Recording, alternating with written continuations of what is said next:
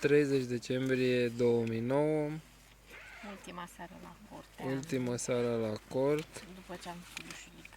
Am făcut Și e căldurică afară. semi-dușulică.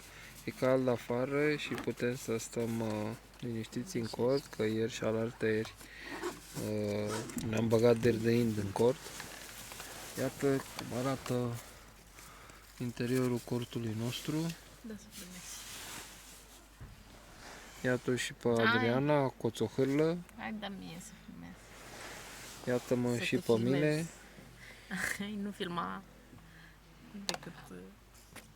Dă-mi să filmez. Da, trebuie să ții și asta odată, că asta e cabritul. Și cu o mână ții și cu asta așa. Nu, îl pui deasupra camerei. Așa? Așa. Așa, dar nu în ochi. Da. Iată-mă și pe mine, îmi dau căciula jos. Dar nu prea... Nu știu cum faci.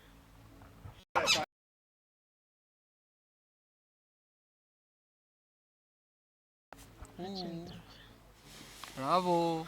Nu mai suntem omide. Acum stăm relaxați. Nu prea se vede. Nu știi tu.